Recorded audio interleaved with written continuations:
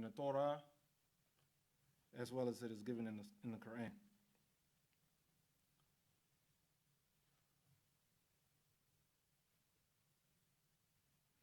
We thank Allah for this Friday,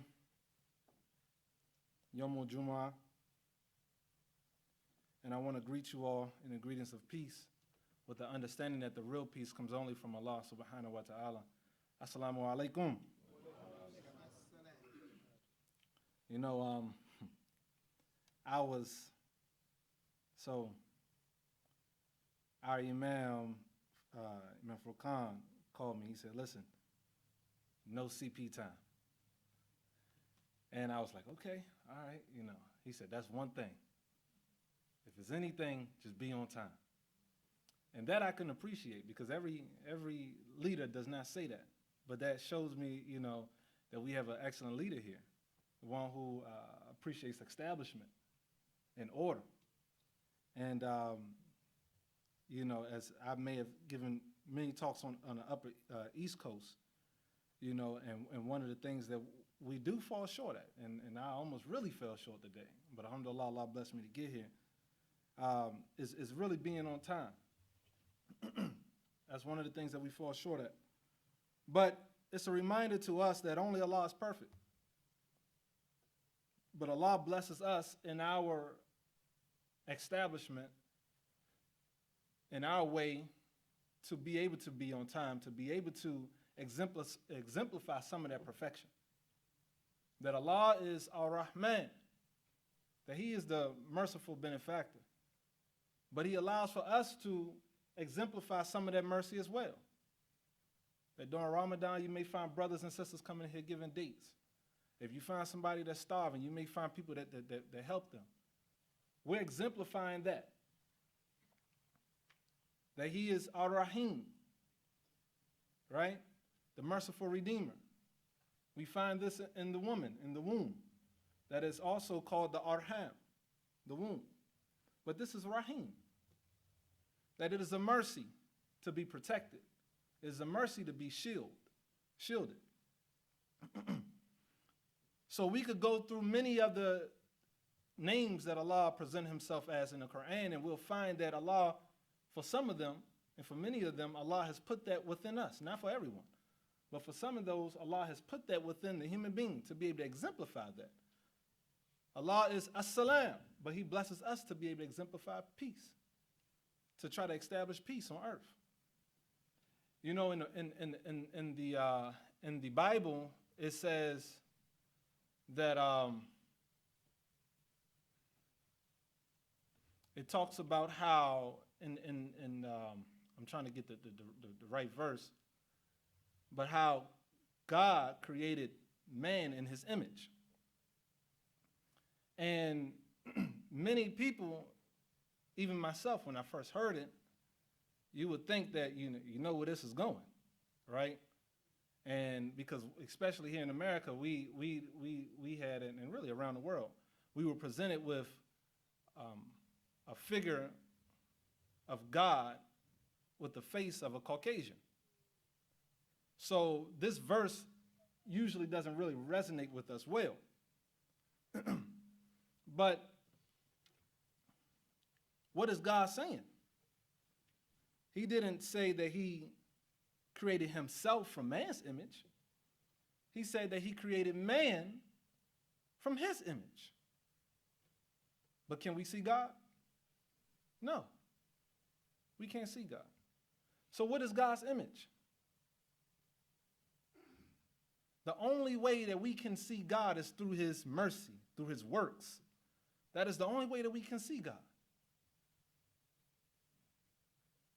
Like the prophet in the Quran, Musa, alayhi salam, he said, show me yourself to God. And God told him to look at the what? The mountain. And when he looked at the mountain crumbled. That's Allah showing him His works. And Moses couldn't even hold it in himself. It was too much for him. And he fainted. So what is Allah saying in the Bible when he says this. He's saying that we cannot judge each other. If you and I am created and God has fashioned us,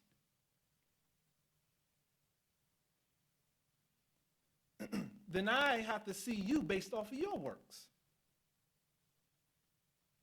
If you knock at my door and say, hey, I want to paint your house, I can't look at you and say, okay, he's tall, he's dark, handsome. Come on, you got the job. No. Logically, you're going to ask for before and after pictures. You want to see the website. You want to see their ratings, right?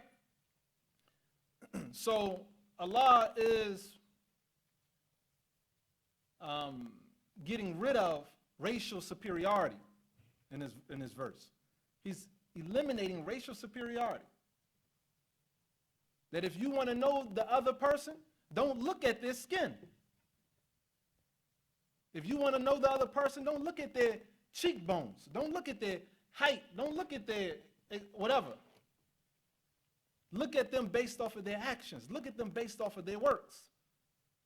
That is how you judge them, and that is the only way you'll be able to see me and know me is through my works.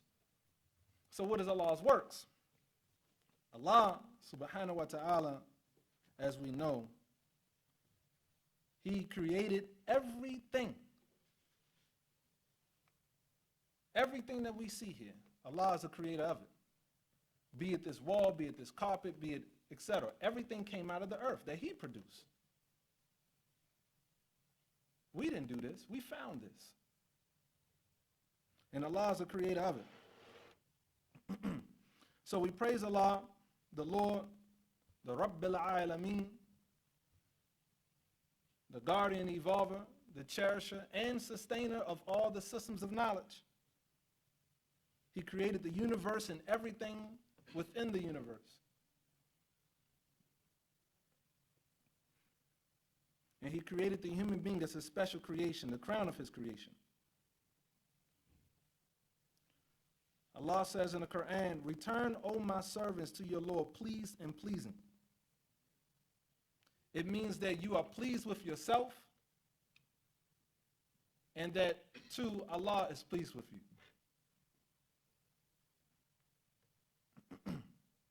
And what allows for us to be in a state in which God is pleased with us? It is our complete obedience to God. That nothing in this life will give us total satisfaction except for our obedience to God. We can have the best house, the best cars, the best yacht, even the best spouse, or the most prettiest and beautiful spouse, most handsome spouse. But even that person can cause you the ultimate hell in this life. So it is only Allah subhanahu wa ta'ala and our obedience to Him that gives us complete satisfaction. That a believer would never be disappointed in God. So one of the biggest challenges that we'll say in the black community is that we struggle with not only self-identity, but self-love. Self-love. If you don't love yourself, then you can't love your brother. We talk about black on black crime. I hate myself. I want to kill myself.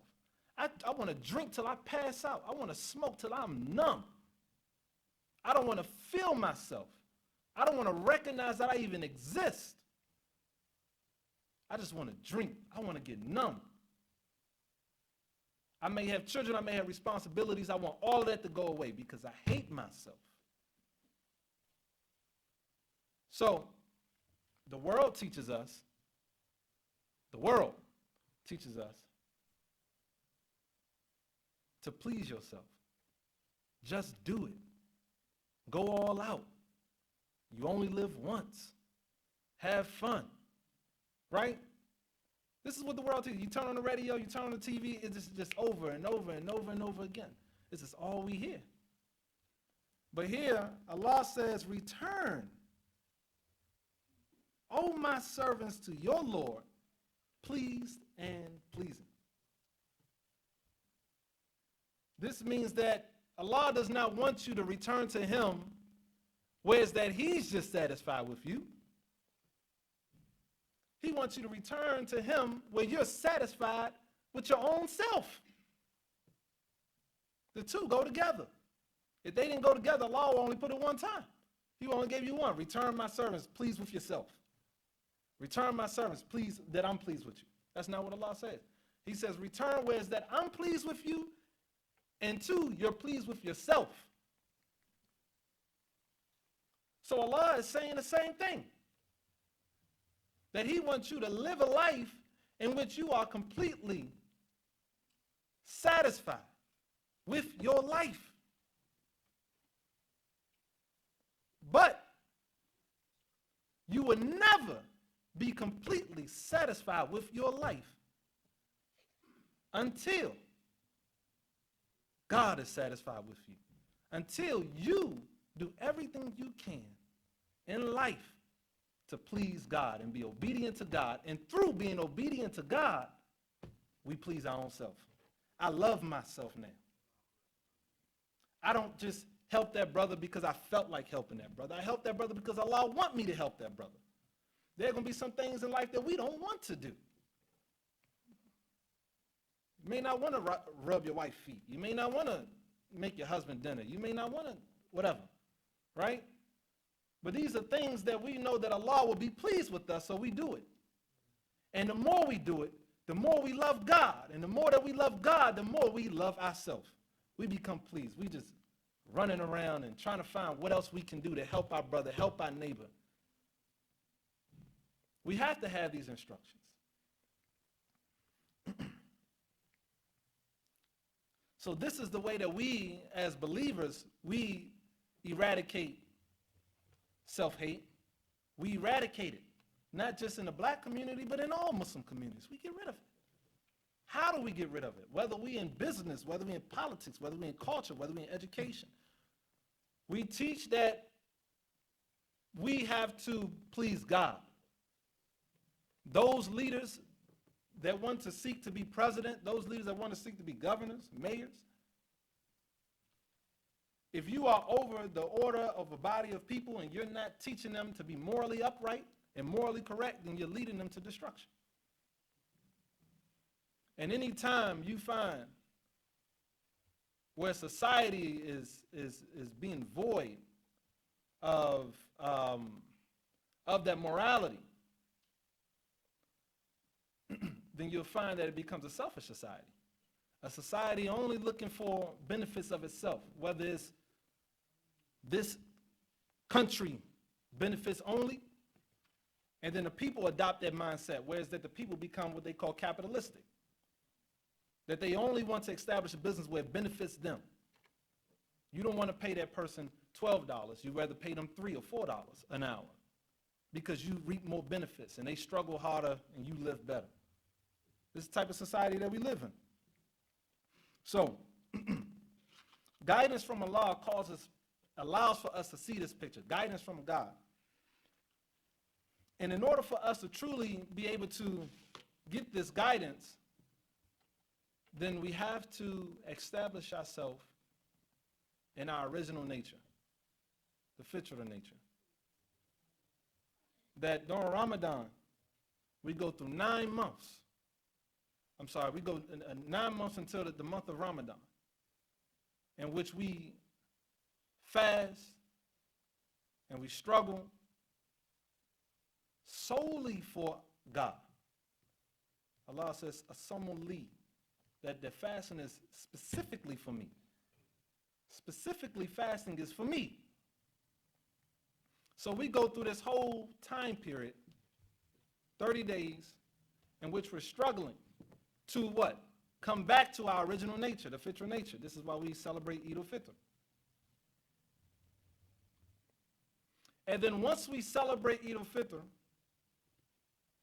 we go through a period of 3 months,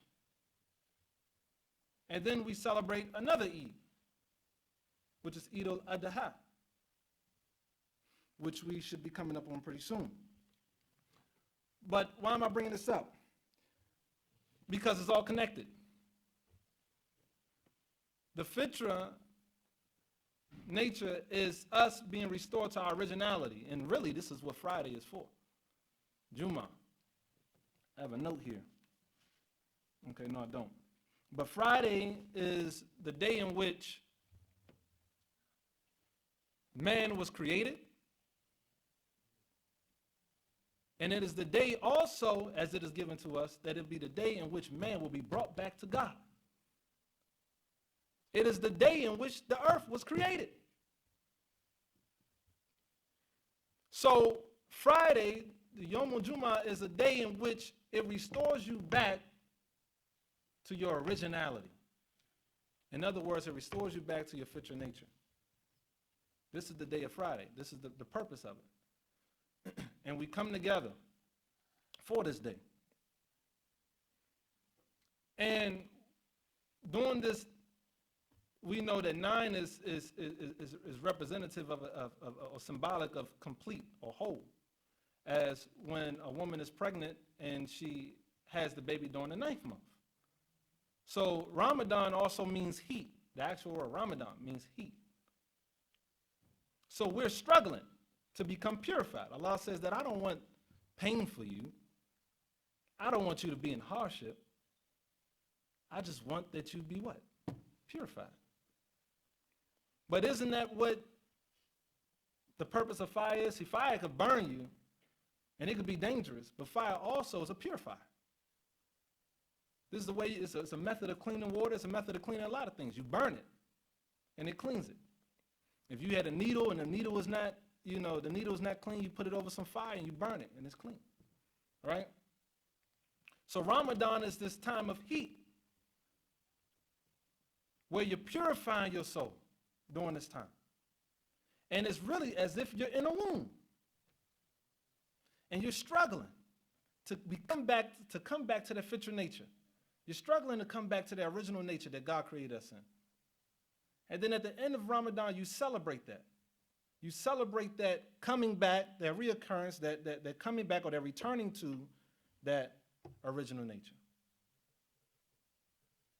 And then we celebrate Eid al-Adha, coming from the word duha. And both of the Eids is celebrated at the duha time, when the sun is near its zenith, near its peak. But Eid al-Adha is not necessarily the greater of the two Eids, but the brighter of the two Eids. This is what it means, the brighter of the two. So Eid al-Adha, coming from the word duha, is speaking to the enlightenment.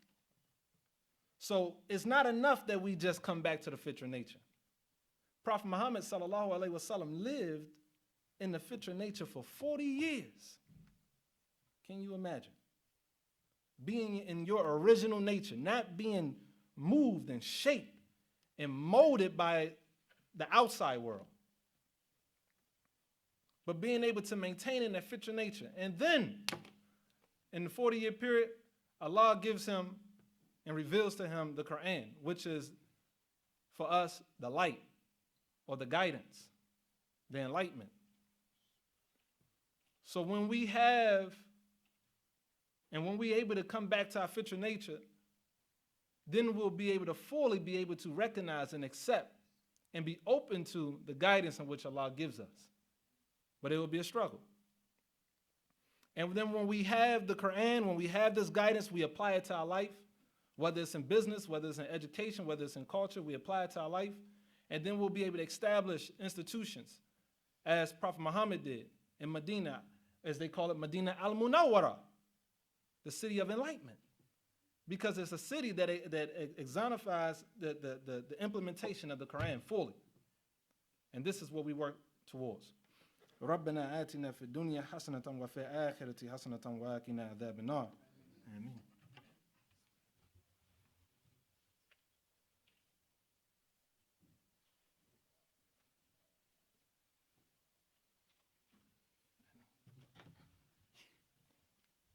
أعوذ بالله من الشيطان الرجيم بسم الله الرحمن الرحيم. So I'm going to use the second half to address community concerns. And I understand that, this community in particular has a major event approaching. I was expecting a flyer, but I'm going to give you that of which I remember, and then hopefully by the time we leave out, there'll be a brother or sister that'll be able to hand us a flyer or be able to tell us a little bit more about the event. But I do know that it's a fundraising event because the community wants to see better for its environment. And this is, in my opinion, this is something that we should be, as a community, we should be trying to figure out how we can get involved and engaged as much as possible. If we can't afford a ticket, if we can't buy a ticket for ourselves, if we have an event that we're going to be attending or something like that, then they have a discounted rate for even pioneers that we can donate to and give that money to. That way that everyone can be able to attend this event. But we have to figure out ways and mediums in order to build up the society that's around us. Prophet Muhammad, peace and blessing be upon him, he was not one in which we see today, in which you just sit around a masjid all day and dhikr all day and pray all day. That wasn't his way. Matter of fact, he was against those that just did that. And the Quran specifically addresses that. So we don't want to miss the mark and not be involved as much as possible in this community. If we come here to pray, then we should find ways in which we should be able to get involved. Prophet Muhammad, peace and blessing be upon him, when he went to Medina, the first thing that he did was he established a masjid. And thereafter establishing a masjid, he established a school. And then after establishing the schools, then they established businesses. So this is a lesson that we should try to figure out how we can exemplify wherever we are, no matter what city we are, no matter what part of the town we are. We want to follow this example. So whenever you find a community in which the masjid is more, the focus is solely on the masjid and not on the businesses, or the focus is solely on the masjid and not on the schools, then you'll find that soon that it will start to, it won't work out. So we have to find, alhamdulillah, thank you. We have to find creative ways to get involved. So the Community Leadership Awards Banquet and Gala, the theme is called Working for the Universal Good of Humanity. It's going to be on Saturday, October 1st, 2016. So this is right around the corner at 5 p.m. So the ticket is for $50. And, many of us, we spend $50 very, very quickly. Sometimes we could just lose $50 within a month. So don't be hesitant of not giving that $50 to this event. If you're hearing this message, inshallah, you'll be able to participate and be able to get with, the keynote speaker here, Imam Siraj Wahaj, and it will be at the Al-Noor Banquet Hall. So they're going to have some of these flyers out there. I wanted to make sure I did my part and mention this all to you all so that we can make sure that we attend that event and be participants. But going back to the necessities of what we need in our community, right now we're in a very troubling time, specifically for our community of Imam Warfdi Muhammad. What I mean by that?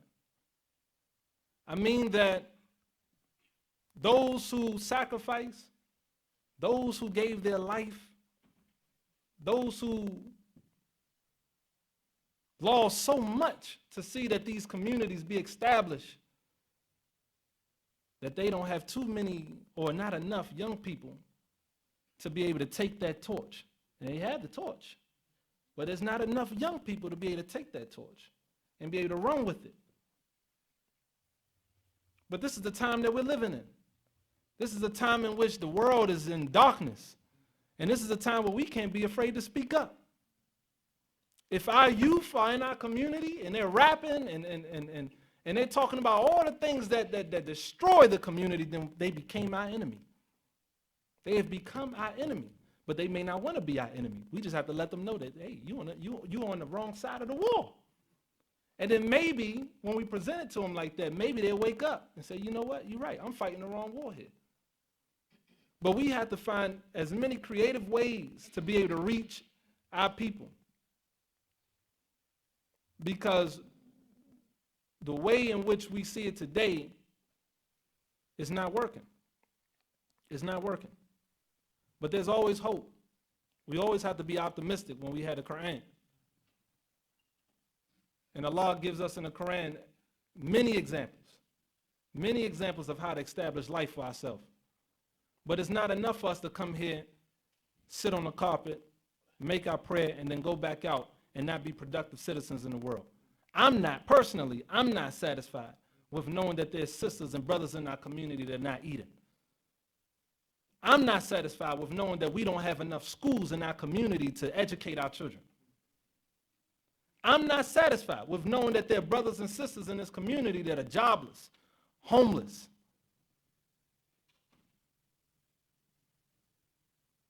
And I'm not satisfied because I follow the tradition of Prophet Muhammad.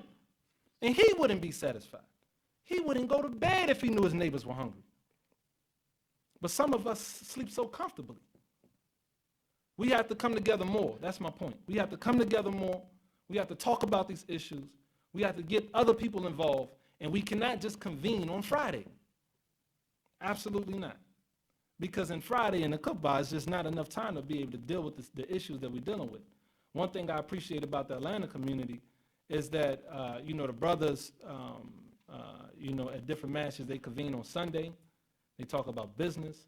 They eat breakfast, right? And I'm sure there are a lot of activities all around the community, but we have to do more. It's not enough. If we know the history of the Nation of Islam, Elijah Muhammad, he did not feel comfortable eating dinner alone. That he always wanted brothers and men to be able to sit with him. 10, 15 at a table, to sit with him and plan for the future of the community. Can you imagine if you sit every night with brothers and sisters and you planning for the future of your community? You can imagine how far we'll be. Now, and if you only convene on one time of the week, then that means that if you convene one time of the week to plan for your community, you got another community that let's say they convene every day, then that means that they'd be 7 times ahead of you, 7 times ahead of you when it comes to planning for the role of your community. So we have to convene more. We have to come together more. We have to be more aggressive. We have to speak louder. Yeah. This is. I'm telling you this because this is the time that we're in. If you did not notice, I didn't come up here and try to put you to sleep with a lot of Arabic. I didn't have a lot of time. The time that I do have is that I'm trying to give you what I think that we need as a community to be able to move forward immediately. And I honestly believe that what we need is really just to come together more. I believe that's a start. I believe that when we come together more, then we'll start to hear more of the issues. We'll hear that sister in the back. She lost this and she lost that. And then the men naturally will say, listen, we can't allow this to happen. I think that we see the W.D. Muhammad High School. We have to ask ourselves how many brothers and how many sisters go to that school and just sit down for an hour, 2 hours out the day. And if we're not doing that, then we have to figure out a way to get involved. Otherwise, we'll lose what Allah blessed us with. And really, we'll lose what those who have given their life and sacrificed their life for. I'm not worried about this one person or this 2, 3, 5 people that I may have a personal issue with. We have believers in our community that have given their life for these institutions. Clara Muhammad said that she'd be as dead as this doorknob before she allowed for her children to be taken away into public school. So we have to say we be as dead as this doorknob before we allow for our children to be in the public school. Or be dead as this doorknob before we allow for our school to close. This is the type of attitude that we're speaking. And I'm not really talking to the pioneers that already done the work. I'm talking to a lot of these young brothers and sisters in here. That we have to get more involved. We have to figure out a way that we can get more involved. This is the time in which we have to speak and speak loud. Don't you know in the prayer, for Dor and Asr were silent? This is because the sun, the knowledge, the light, the guidance is already full. It's out there. We see the light. There's no need to yell. There's no need to speak out loud. But when you're talking about Fajr, when the light is not in, you open the prayer, Bismillahir Rahmanir Rahim. It's out loud. So this is a time in which the world is in darkness, so we have to speak out. And we speak out with the Quran. Maghrib, out loud. Isha, out loud. So when the world is in darkness, then we have to become more aggressive. We have to become louder in our preach. And what we should preach and what should we talk is not from ourselves. It should be from the Quran, as in our own prayer. ربنا آتنا في الدنيا حسنة وفي الآخرة حسنة وقنا عذاب النار ربنا إننا سمعنا مناديا ينادي للإيمان فآمنا ربنا لا تزغ قلوبنا بعد إذ هديتنا وهب لنا من لدنك رحمة إنك أنت الوهاب آمين. قامت الصلاة.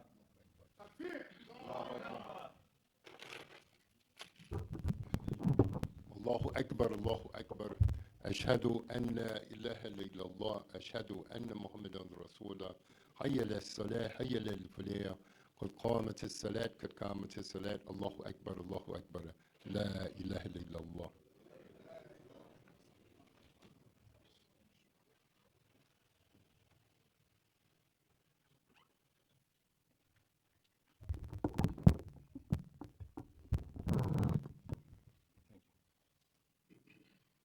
استووا.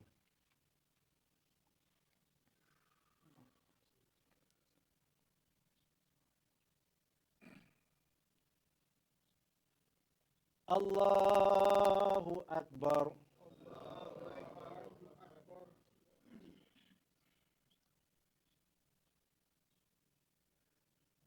بسم الله الرحمن الرحيم الحمد لله رب العالمين الرحمن الرحيم مالك يوم الدين إياك نعبد وإياك نستعين اهدنا الصراط المستقيم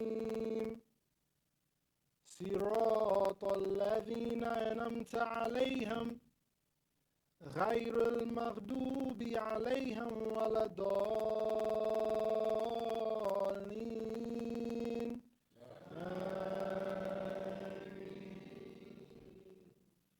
بسم الله الرحمن الرحيم تبارك الذي بيده الملك وهو على كل شيء قدير الذي خلق الموت والحياة ليبلوكم أيكم أحسن عملا وهو العزيز الغفور الذي خلق 7 سماوات طباقا ما ترى في خلق الرحمن من تفاوت فارجع البصر هل ترى من فطور ثم ارجع البصر قرتين ينقلب إليك البصر خاسئا وهو حسير ولقد زينا السماء الدنيا بمصابيح وجعلناها رجوما للشياطين واعتدنا لهم عذاب السعير. الله أكبر.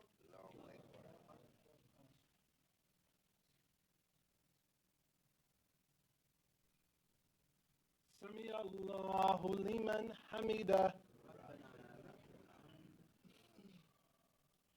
الله أكبر.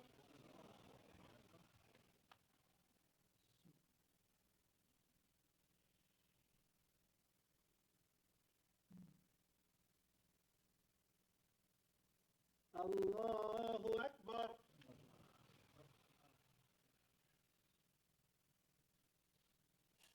الله أكبر.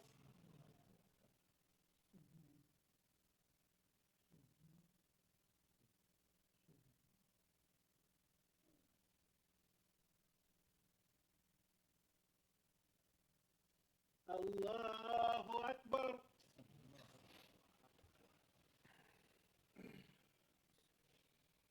بسم الله الرحمن الرحيم الحمد لله رب العالمين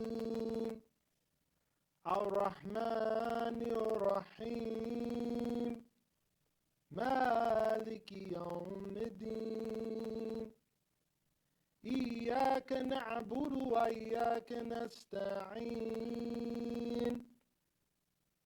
اهدنا الصراط المستقيم صراط الذين أنعمت عليهم غير المغضوب عليهم ولا الضالين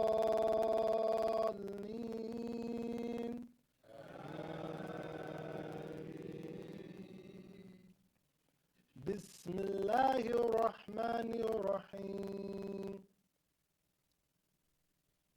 إذا زلزلت الأرض زلزالها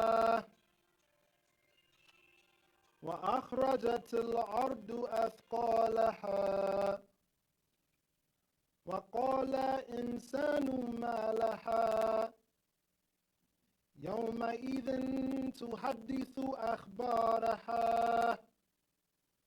بأن ربك أوحى لها يومئذ يصدر الناس أشتاتا ليروا أعمالهم فمن يعمل مثقال ذرة خيرا يره ومن يعمل مثقال ذرة شرا يره الله أكبر.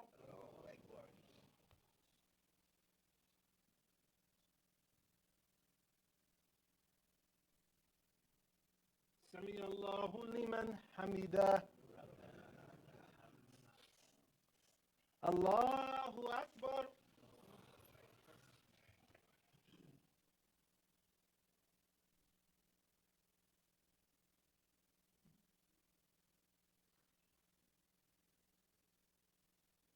الله أكبر.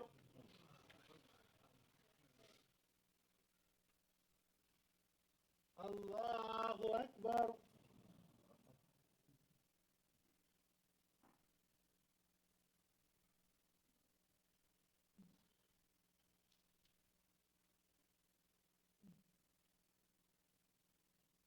الله أكبر.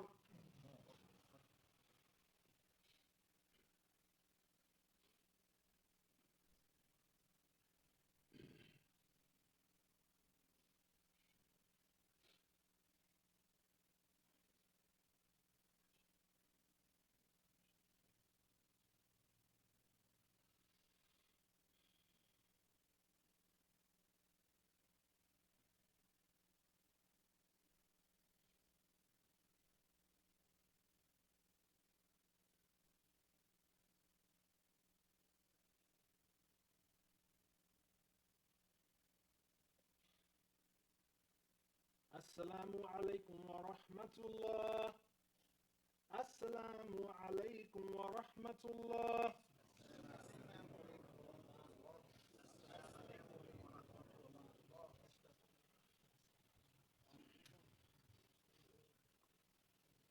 الفاتحة.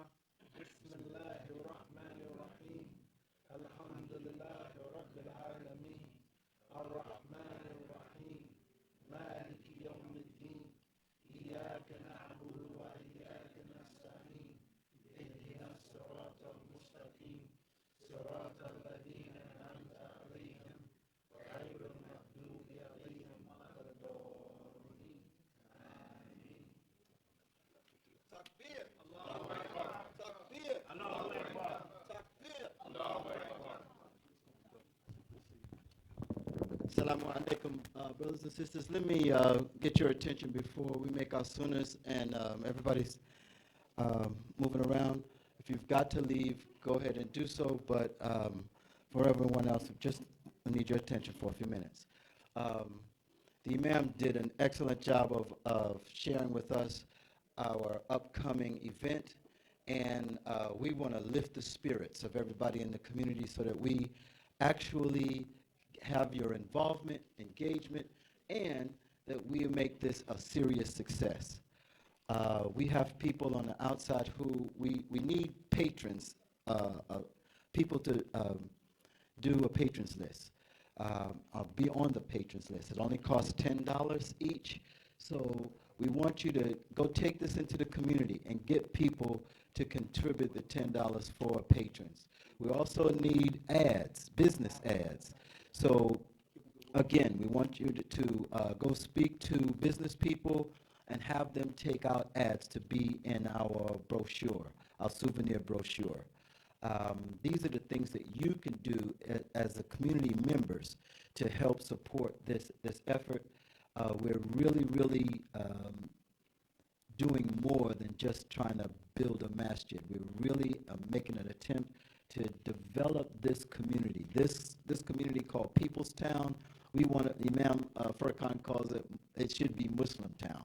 And so for real, we want to build structures. We want to develop the schools. The school in this community is at the lowest level in any of the clusters in the Atlanta area.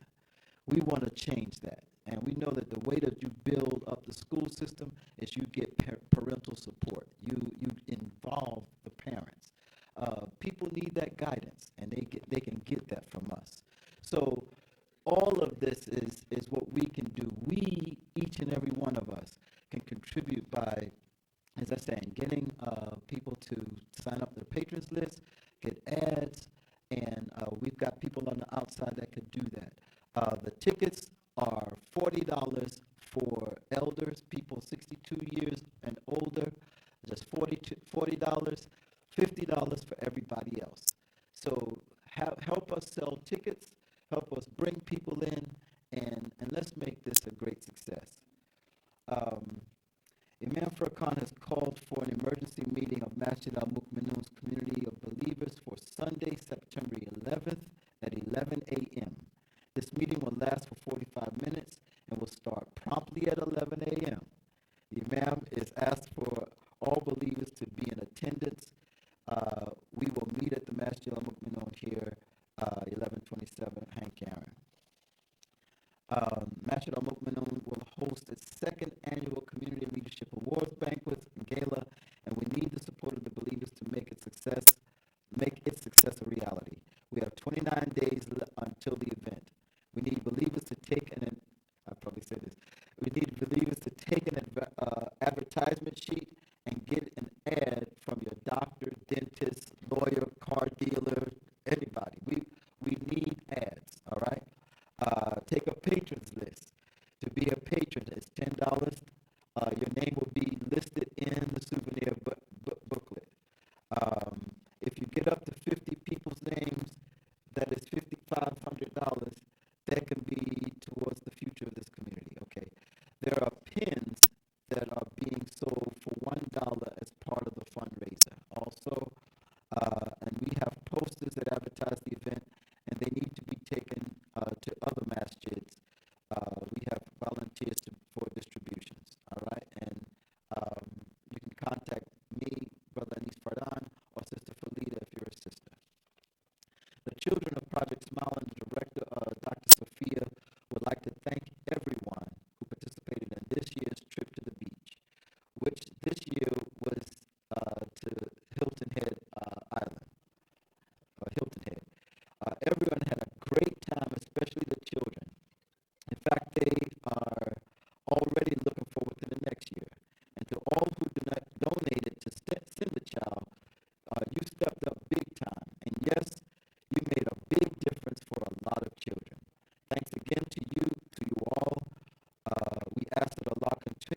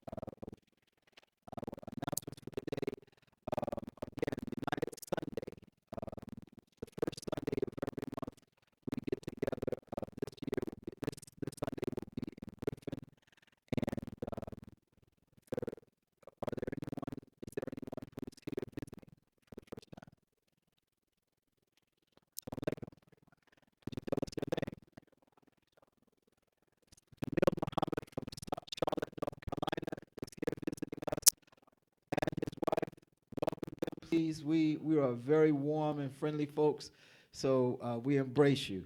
Thank you very much for coming in. Someone else? Yes, sir. Your name, please, and where you from?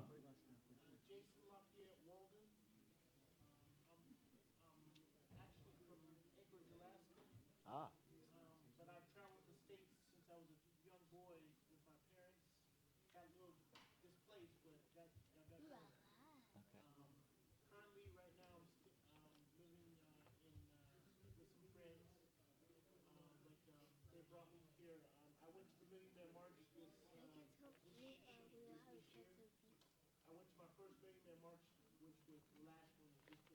Uh-huh. Ah.